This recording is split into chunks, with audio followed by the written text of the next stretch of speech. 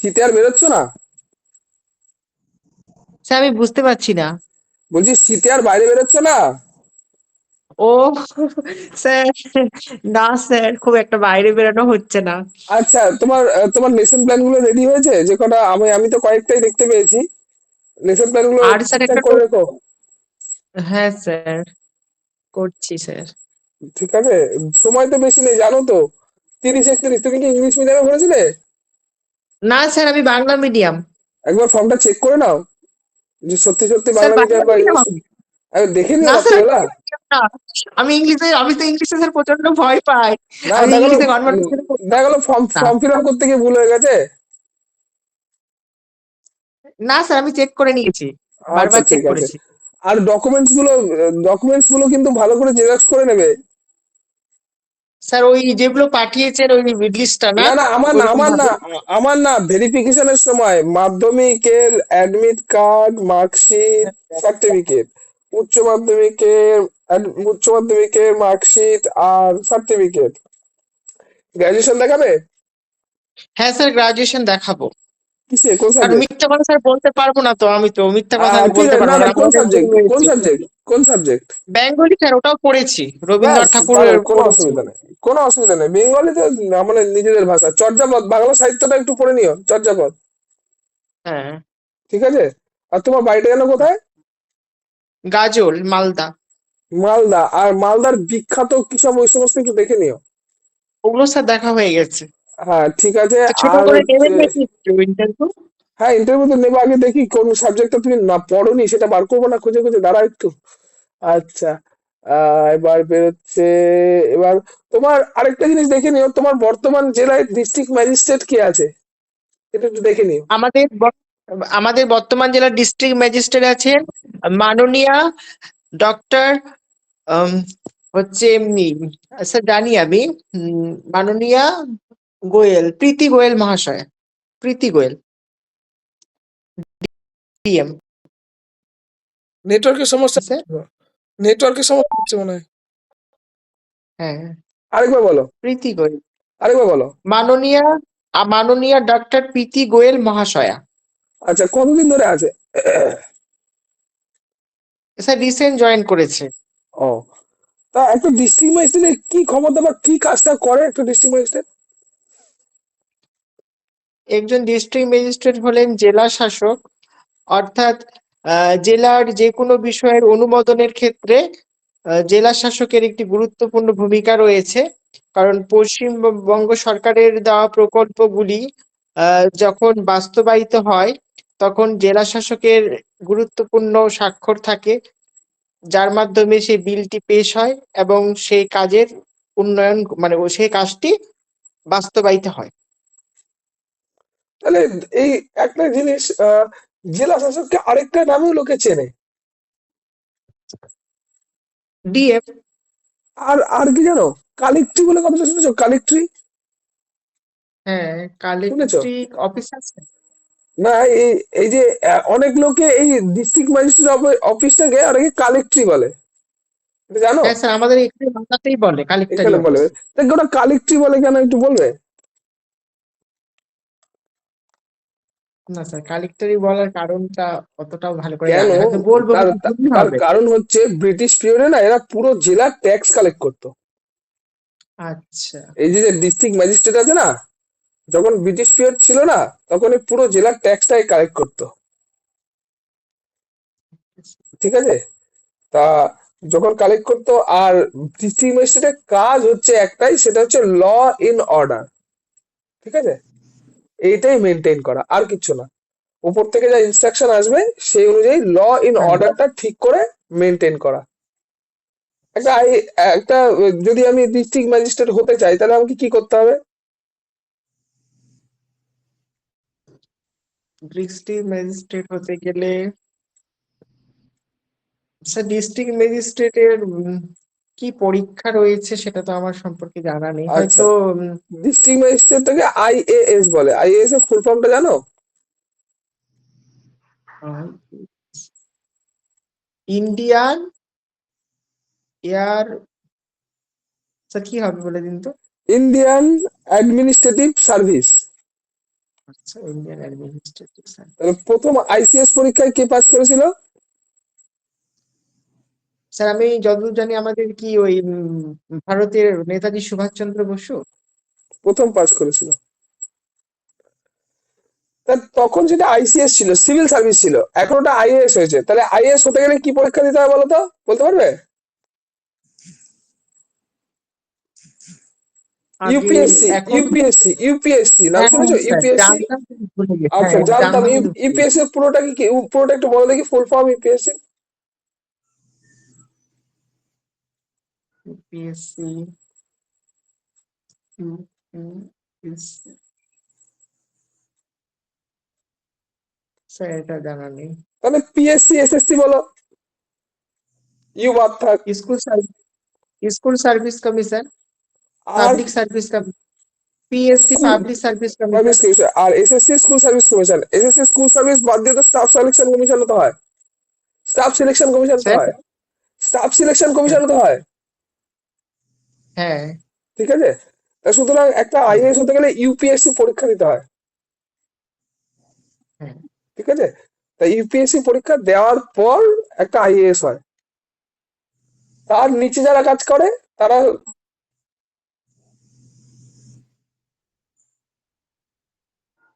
WBS যিনি officer আছেন তাকেও আইএএস করা হয়, তখন তাকে নমিনেটেড অ্যাজ করা হয়। নমিনেটেড অ্যাজ, তিনি আইএএস পরীক্ষা দেননি কিন্তু নমিনেটেড অ্যাজ ডিস্ট্রিক্ট ম্যাজিস্ট্রেট, দেখে থাকবে অনেক জায়গায়। তো আইএস লেখা থাকে স্যার ওখানটায়? যেখানে লেখা থাকে না, যদি ডিস্ট্রিক্ট ম্যাজিস্ট্রেট হয় তাহলে আইএএস লেখা থাকবে। আর যদি হ্যাঁ স্যার ডিস্ট্রিক্ট, লেখা আছে তো। হ্যাঁ, আর ডিস্ট্রিক্ট ম্যাজিস্ট্রেট, এদিকে ডিস্ট্রিক্ট ম্যাজিস্ট্রেট কিন্তু ডাব্লিউবিসিএস এক্সিকিউটিভ লেখা আছে, তার মানে জানবে উনি নমিনেটেড, উনি উনি ওই আইএস এর জায়গাটা উনি এখন ঠিকঠাক করছে, মানে জায়গাটার ইনচার্জ। এরকম অনেক জায়গায় হয়েছে, অনেক জায়গায় হয়েছে। যেরকম তোমাদের স্কুলে প্যারা টিচার গুলো তো আছে। হ্যাঁ আছে। তা প্যারা টিচার গুলো যখন আছে তো তাদের কাজ আর একটা মানে যাকে বলে পার্মানেন্ট টিচার আছে, তাদের কাজ তো একই, কাজের কিছু তো পার্থক্য নেই। না শুধু শুধু এ পয়সাটা কম পায়। দুজনের ভেতরে কোয়ালিটি কারো খারাপ না কেন, ওকেও ইন্টারভিউ দিয়ে চাকরিটা পেতে হয়েছে, যতই পার্টিবাজি হোক, যতই পার্টিবাজি হোক। হ্যাঁ স্যার, ঠিক হ্যাঁ আছে? এটা তো ঠিকই হয়েছে। তা সুতরাং শুধু পার্থক্যটা পয়সায়, নলেজে কিন্তু না, নলেজে না। ঠিক আছে? তা সুতরাং কাজ চালানোর জন্য সরকার অনেক সময় অনেক কিছু করতে পারে। হয়তো 50,000 হয়ে গেল, ঠিক আছে, হয়তো 50,000 হয়ে গেল, তাতে কোনো অসুবিধা আশা করি হবে না। তা একটু পড়াশোনা কি করেছো, সিডিপি ফিডিপি কিছু করেছো, না নেচে নেচে না হচ্ছে চাকরি পাবে বলে? না স্যার আমি ভীষণ টেনশনে আছি, কিন্তু পড়াশোনা করছি, পড়াশোনার মধ্যেই আছি যতদিন এই হচ্ছে, আছি পড়াশোনার মধ্যে। ঠিক আছে, কিন্তু শুধু আমাকে উম, বলো লেসন বলো বলো। প্ল্যানটা স্যার আরো, লেসন প্ল্যান স্যার আরো রেডি, বেশি করে রেডি করতে হবে, কারণ সব মানে ওই ঠিক আছে, আমি আমি হয় না আ- কি? হ্যাঁ, আমি তোমায় নোটস গুলো পাঠিয়ে দিচ্ছি। আমাদের যে নোটস গুলো আছে সেই নোটস গুলো পাঠিয়ে দিচ্ছি, দেখো কতটা কভারেজ আছে। আমাদের স্টাডি মেটেরিয়াল পাঠিয়ে দিচ্ছি। ঠিক আছে? দেখো তোমার কভারেজ কতটা বাকি আছে। আমাদের তো পড়ানো তো প্রায় শেষ, পড়ানো তো প্রায় শেষ। আর কি হবে, আমার টাকা উঠে গেছে, আর পয়সা লাগবে না আমার, যা খরচা না করেছিলাম স্যার উঠে আপনি, গেছে। এখন আমরা ফ্রিতে দিয়ে দিচ্ছি, আমাদের টাকা উঠে গেছে, যা ইনভেস্ট করেছিলাম টাকা উঠে গেছে। এত স্টুডেন্ট আমার কাছ থেকে সার্ভিস নিয়েছে, আর পয়সা লাগবে না। আর তুমি স্যার আমার সাথে অনেকদিন ধরে আছো, আর হ্যাঁ আমার স্যার চাই। আমি যখন স্যার বলেছিলাম আপনাকে যে স্যার আমার একটু মানে নিজের থেকে ধীরে ধীরে পড়ার ইচ্ছা, তো আমি ওই না একসাথে না, ওই ঠিক আছে, চাপটা ঠিক আছে, অনেক। আরে ঠিক আছে, একবার তখন পড়ে নিয়েছো, দেখে নাও কতটা এক্সট্রা শিখতে পারলে। 20% তো শিখতে পারবে।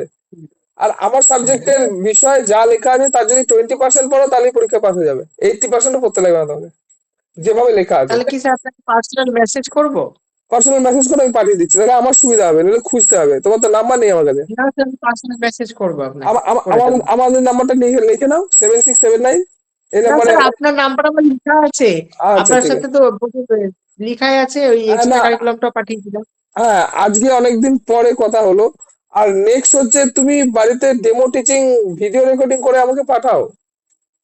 ঠিক আছে কেননা পাঠিয়ে দেখতেই তো দেবো। পাও কানেকশনের অসুবিধা হয়, কানেক্ট হয় না, তোমার আমার সাথে দেখা হয় না অনেকদিন হয়ে গেল। ঠিক হ্যাঁ। আছে, আসো, না স্যার আমি কেউ না একটু কেউ ক্লাস করছে। না স্যার আমি ওই একটু পড়াশোনার মধ্যেই ছিলাম, তো আর ওই জন্য আর বাড়িতে একটু গেস্ট চলে এসেছে, ওই জন্য আর কি কি হচ্ছে না। কি এসছে? গেস্ট। ও গেস্ট এসছে, আচ্ছা ঠিক আছে, গেস্টের সাথে এনজয় করো। না স্যার এনজয় না, আমার একটু কাজ করতে হচ্ছে, আমার মা পারছে না। ও আচ্ছা আচ্ছা, ঠিক আছে। এখন অতিথি তো ভগবান, তা অতিথি কবে আসবে কবে যাবে কে বলতে পারে বলো, হ্যাঁ। তাই না? ঠিক আছে, দেখো পড়তে থাকো, আর কোনো অসুবিধা? স্যার আপনি আমাকে আশীর্বাদ করুন যাতে আমি চাকরিটা পেয়ে আপনাকে ইনভাইট করতে পারি আমি বাড়িতে, আর চাকরিটা না পেলে তো আর ইনভাইট করা হবে না। আরে ইনভাইট ছাড়ো, তোমার বাড়ি কোথায়? মালদার গাজলে। ওরে বাবা, অনেক দূর তো। স্যার না স্যার আমি যদি পাই, মানে আমি ওই জন্য লজ্জা পাই খুব এগুলো বলতে, ওই জন্য আমি কাউকে বলতে পারছি না। আমি স্যার পেলে আপনাকে তো আসতে হবেই কারণ আর আমি তো আপনার সবকিছু ফলো করছি। আপনার কিছু ফলো, আমি তো সবকিছু আপনারই ফলো করছি। ঠিক আছে, আর অন্যান্যরা তো ইন্টারভিউ দিচ্ছে দেখছো, ইউটিউবে পোস্ট হচ্ছে তো হ্যাঁ অন্যান্য জায়গায়, সেগুলো দেখো, তাহলে বুঝতে পারবে অন্য জায়গার প্রিপারেশন আর তোমার প্রিপারেশন ট্যালি করতে পারবে। স্যার আমি একটা কথা আপনাকে বলছি, মানে ভিডিও গুলো আবার আপনি ইউটিউবে দিচ্ছে, সবাই দেখে নিচ্ছে, তখন আবার আমাকে করছে আর কি যে ঠিক তুই আছে, কোথায় শিখছিস ঠিক এরা আছে। করছিস। ও ঠিক আছে, তাহলে তোমারটা তুমি একা দেখতে পারবে, তাহলে তোমারটা তোমাকে পাঠিয়ে দেবো, তোমারটা তুমি একা না দেখবে। মানে ওটা আমি স্যার বলিনি, মানে ওরা স্যার দেখে নিচ্ছে, তো তখন আমাকে বলছে তুই কোথায় প্র্যাকটিস করিস কোথায় শিখছিস, মানে এগুলো বলছে আর কি আর তুমি বলছো না, তুমি ওদেরকে বলছো না? না স্যার সিক্রেট? বলেছি আমি যে আমি টিচার স্যারের কাছে শিখি। বলেনি ওরা নাম্বার ফাম্বার দে বা কিছু একটা কর, এরকম কিছু বলেনি? না অত মানে আমি তো অত স্যার ডিটেল করনি, অত ডিটেল করনি, তাই তো? না আচ্ছা মানে ঠিক আমি আছে। তো স্যার ওই গ্রুপটাতে পার্মানেন্ট নই, তো ও সেই আচ্ছা জন্য আমি আচ্ছা, বেশি কিছু বলিনি। আচ্ছা না ভালো মানে ওই করেছো। মানে ওই গ্রুপটাতে আমি তো পার্মানেন্ট থাকি না, ওই জন্য আমি বিশেষ কিছু বলিনি। আচ্ছা ঠিক আছে, দেখো তাহলে। আর কি বলবো এখন, কিছু কিছু করবে এখন? বলো, কিছু একটা করবে না আমি অন্য কারোরটা নেবো, বলো কি করবো? স্যার হালকা করে একটু ইন্টারভিউটা নিয়ে নিন সবকিছু মিলিয়ে, আরে একটু ইন্টারভিউ হালকা করে ব্যাপার হয় না, ইন্টারভিউ ভারী করে হয়। ভারী করে। এই তো আমি এখন এমন কয়েকটা কোশ্চেন জিজ্ঞেস করবো, একটা কোশ্চেন অ্যান্সার দিতে পারবে না, এবার বলো।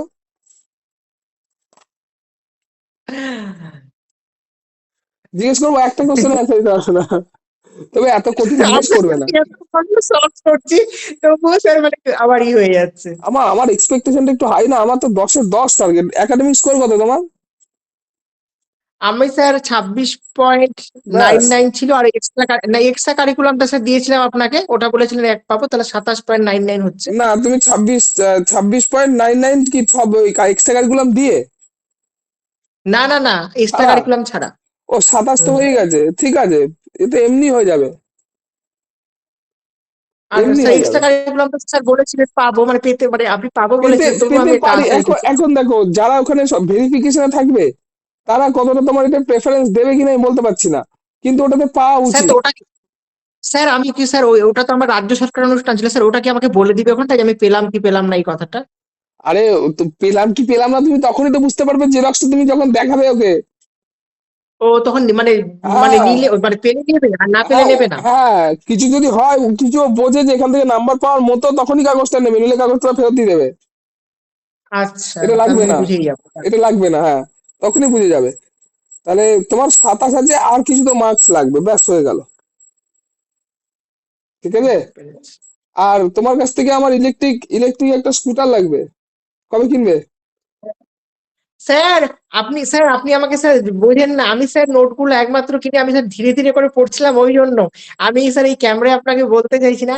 আমি স্যার আপনাকে প্রথম দিনই স্যার বলেছি আমি চাকরি পেলে আপনাকে ইনভাইট করব, আপনাকে স্যার গিফট দেবো, এটা স্যার না আমার না না ইচ্ছে। না না, গিফট আমি না, আমার গিফটের আগে আমি একটা কথা বলি। স্কুল টিচার একটু স্পিড লাগবে, আপনি ইলেকট্রিক স্কুটার চালিয়ে স্কুলে যাবেন, ঠিক আছে? স্কুল টিচার এরকম ভাঙা সাইকেল নিয়ে যায় না স্কুলে। হ্যাঁ স্যার তা তো এটা বটে। এটা রাজ্য সরকারের অর্ডার। কেন? না স্যার গরিব না, বাচ্চারা বলবে, হ্যাঁ আপনি বলবে, ই মা কি বাজে স্যার দেয়, এক জামা রেগুলার পরে আসে, সামনে বলবে না, শুনতে খারাপ লাগবে, কি স্যার ভাঙা সাইকেল নিয়ে আসেন, আমার বাবার সাইকেলের দোকান জানেন, বলবে এগুলো, আচ্ছা। শুনতে খারাপ লাগবে। কেন? তার কারণ হচ্ছে ওরা না মানে একটা আপনার টিচার তো একটা ক্যারেক্টার, ওই ক্যারেক্টারটাকে না ওরা মাপে, বিশেষ করে মেয়েরা বেশি মাপে, যে স্যারের এইটা হলো না, এইটাতে রাইট চিহ্ন দিলাম, এইটা খারাপ স্যারের, এটাতে ক্রস চিহ্ন দিয়ে ওভারঅল একটা স্যারের সম্পর্কে স্টেটমেন্ট বেরোবে। এবার আপনি আপনি জানেন না যে আপনার স্কুলে গিয়ে আপনার নাম কি হবে। ওটাতে স্যার বটে। ঠিক আছে, আমার স্কুলে গিয়ে আমার নাম লিজেন্ডারি এআই স্যার, আমার স্কুলে আমার নাম, এটা ওরা বলে। ঠিক আছে, তা আপনার স্কুলে গিয়েও আপনার একটা নাম হবে। ঠিক আছে, তা কেননা বাচ্চারা আপনার থেকে ভালোবাসবে না, শিখবে না আপনার কাছ থেকে। আর সারা জীবন আপনার পা থেকে হাত তুলে রাখতে পারবে না, সারা জীবন হাত দিয়ে চলতে হবে ওদের। একটা প্রাইমারি স্কুলের টিচারের একটা বিশাল বড় ভূমিকা একটা বাচ্চাকে তৈরি করার জন্য। কেন না, বাচ্চাদের যে গ্রোথ 6 বছরের না, এই গ্রোথটা সবার আগে প্রাইমারি স্কুলের টিচারের ঠিক খাপে খাপ যদি পড়ে যায় না, সে ছেলের জীবন তৈরি হয়ে যাবে। ডিএইচএ কথাটা হচ্ছে ডিএইচএ, এই হরমোনটা, এই হরমোনটা বাচ্চাদের 6 বছরে এটা পরিপূর্ণভাবে বিকাশ লাভ করে শারীরিক, আর ওটাকে মানসিক করে দেয় সেটা হচ্ছে একটা স্কুল টিচার। ঠিক আছে, তা সুতরাং আপনি তো আইডল না, বলেন, একটা টিচারের আইডল হবেন, আর আপনাকে তো দেখুন, নায়ক দেখবেন, নায়ক দেখেছেন তো? হ্যাঁ, হ্যাঁ। নায়ক দেখেছেন তো? তা নায়ক কি কোনো জায়গায় কোনো বাজে পোশাকে দেখেছেন? না স্যার। হ্যাঁ, এবার দেখেন, এই যে আমাদের প্রাইম মিনিস্টার, ঠিক আছে, এ কোনোদিন দেখেছেন যে কোনো বাজে কিছু পরে এসছে বা ফুটো ফাটা নোংরা? হ্যাঁ, প্রচন্ড পোশাক গুলো নতুন নতুন লাগে দেখে, একদম এই পুরো স্যার, স্যার সুন্দর সাফা। টিচার, টিচার মানে প্রফেশন, এটা টিচার। ঠিক আছে, আপনি বলেন কোনো একটা ডাক্তার, বলেন কোনো একটা ডাক্তার, কোনো হসপিটালের বলেন, একটা অপরিষ্কার জামা পরে চলে এসছে, একটা যেমন তেমন একটা উইঞ্চিটার পরে চলে এসছে, দেখেছেন এরকম? হুম। তার জন্য ব্র্যান্ড পড়তে হয়, ব্র্যান্ড পড়ে। ঠিক আছে, দেখবেন না আপনি যদি এয়ার হোস্টেসদের দেখে থাকেন, এয়ার হোস্টেসরা এমনি রাস্তা দিয়ে হেঁটে যাচ্ছে, তাদের অন্তত 100 100 ফিট যেতে গেলেও তাদের ওই টোটো লাগবে বা অটো লাগবে বা গাড়ি লাগবে। কেন, এগুলো প্রফেশনের সাথে যায় না। ঠিক আছে, আর আমাদের সাইকেলটা, বর্তমানের দিনে সাইকেলের প্রয়োজন আছে, কিন্তু স্যার একটু স্পিড দরকার আছে, বুঝতে স্কুল পেরেছি। মাস্টারদের একটু গতির দরকার আছে, নইলে সমাজ পরিবর্তন হবে কি করে? একটু গতির দরকার আছে। ঠিক আছে, আর আপনি স্কুলে জয়েন করার সাথে সাথে আমি বলে দিচ্ছি, কিছু মানে দেখবেন আপনার করতে লাগবে না, আপনি দেখবেন কিছু ইয়ের সাথে জড়িয়ে যাচ্ছেন, মানে কোনো একটা অর্গানাইজেশন, কোনো একটা সোসাইটি, আর এগুলো করবেন, আর এইগুলোর ফটোগুলো আপনি হোয়াটসঅ্যাপ স্ট্যাটাসে দেবেন। আপনাকে স্যার আগে হতে পারি স্যার, আগে এত স্বপ্ন। আরে আমি আমি গ্যারেন্টি দিচ্ছি তো, আমি গ্যারেন্টি দিচ্ছি তো, আপনি 27 পেয়ে যদি না হন তাহলে কারোর হবে না। বাবারে, তো সবারই তো 29, 30 সবারই সবার। সবারই 29 30 দেখেছেন, কিন্তু আপনার ভেতরে যে আগুনটা আছে সেই আগুনটা ওদের মধ্যে নেই। ঠিক আছে, শুনুন, একটা শিক্ষক মানে তার মধ্যে আবেগ থাকতে হবে, বুঝতে পারলাম, একটা আবেগ থাকতে হবে। আরে আপনার কথা আপনার শিক্ষার্থী বা আপনার স্কুলের বাচ্চা শুনবে না কেন? আপনি যদি তার কথা শুনেন তাহলে সে আপনার কথা শুনবে না? আগে শুনে নেন তার কি কি প্রবলেম আছে।